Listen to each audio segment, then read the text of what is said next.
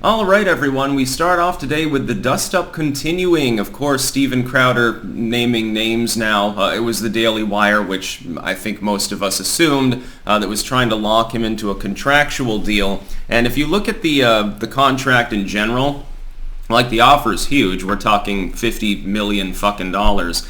It seems that the neocon Inc. sorts that are defending the Daily Wire right now are focusing on that in order to try to make the pitch that, well, Steven Crowder, look at how spoiled he is. We offered him 50 million big ones, and he considered that to be insulting. He's out of touch. He's a rich bitch, etc. It makes sense considering his audience size that he's going to be commanding a significant sum of money. That's the cope. That's literally what this is. Link in the description. Hard bastard, by the way, posting the most interesting part of the actual contract. Here's where it got sticky, and here's presumably why the contract was laughed at and rejected, and now it's been put out there for public consumption so people can see exactly what was offered. I dare say that Crowder's supporters and people wouldn't have liked the idea if they thought that he was going to take lumps for rejecting the sum. Because the sum is tied to something else that's quite interesting, which is that the fee that Crowder gets for bringing, presumptively hundreds of thousands of paying customers onto the platform as part of effectively his own semi-autonomous sub-show reduces if you get strikes on YouTube. It reduces if you lose advertisers. It's reduced, again, fucking read it for yourself. I can read this out verbatim. I'll just get this open right now. I'll read it verbatim for people that don't want to take the fucking link.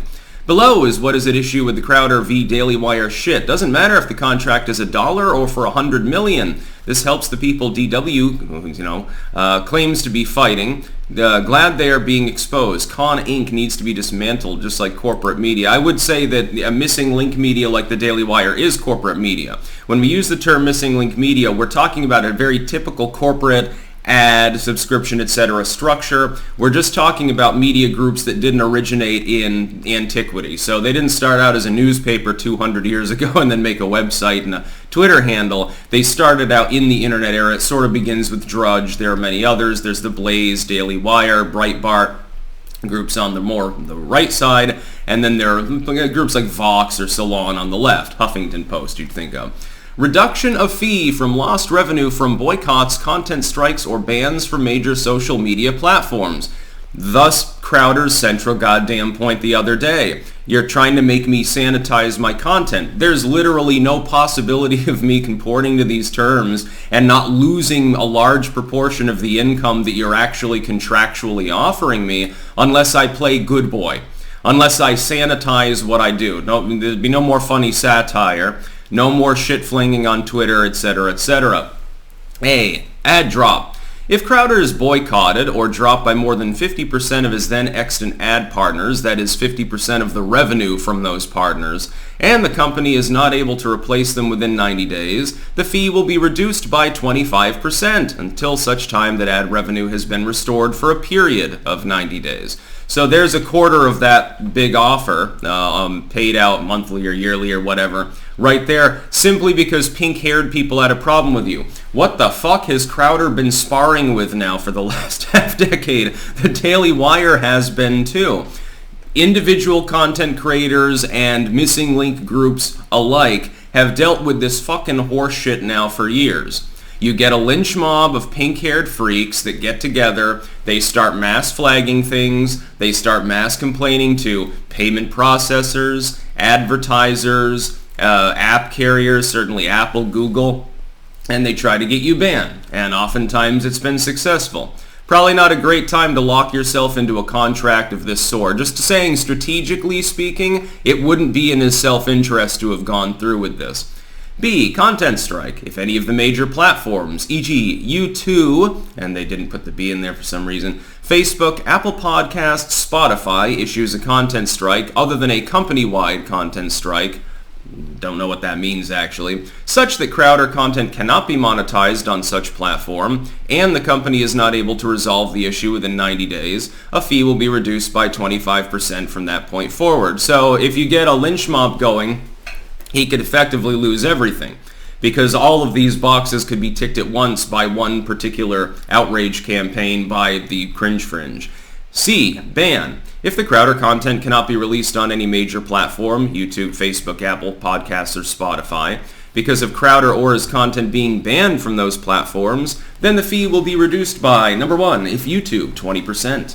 2, if Apple Podcasts, 20%. 3, if Facebook, 10%. 4, if Spotify, 10%. So, in theory, a combination of, advertisers pitching a bitch fit and sites pitching a bitch fit, you could be up shit creek without a paddle. You could see Crowder taking what is presumably, based on his likely current income, a fucking pay cut for people complaining about him on a couple of platforms.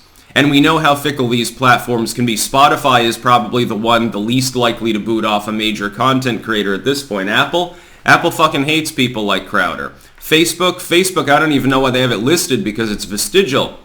YouTube is meaningful. I think Crowder, mainly his content is Rumble related at this point. He should just sign a contract with them. So going through this, it's a bad contract, and he was right not to sign off on it. Now, some people are also coping by saying, well, this is just the initial ask. Why not just negotiate it? If somebody is pushing that many terms with regards to reducing the impact of you getting nailed by the lynch mob on their company, and they're that worried about the fucking money, it could be construed as insulting. Again, it's great that they want to offer Crowder 50 million big ones in order to draw subscribers onto the Dailywire. By the way, I would point out that with that subscription service, he'd be pulling in probably close to that in the first goddamn year, possibly more. So again, he's making a boatload of money for other people. He's getting a large share of that, but then he's got no particular reason to necessarily believe that money will still be there after a year or so. What if the contract we're gone through with? He starts working at the Dailywire. And then you have a shit campaign against him by these same people who want to make his life difficult, knowing he's locked into a contract. What if somebody at the Dailywire doesn't like him and organizes a little bit of a gay-op behind the scenes? Is that inconceivable from a group that's run by Ben Shapiro? I'm not sure that it is. So yeah, he has effectively nuked the Dailywire from orbit. And now you see a rift forming between people who are Team Crowder or, oddly, Team Shapiro. It seems like Crowder has more of the independent content creator support. Just saying, there's a reason for that. Again, the number's not the problem. The fact that it can be negotiated further is not the problem. The problem is the end result would probably be in similar form, at least in a rudimentary sense. And could result in revenue loss, not revenue gain. Why would somebody lock themselves into a contract wherein a third party that doesn't like you because you've dealt with them for years before can shut down millions of dollars of your income at a whim? Well, you're more isolated from that if you just do fucking new tech exclusives or something. We work with companies that are never going to pitch a bitch fit about you and are going to laugh if somebody else tries to do so.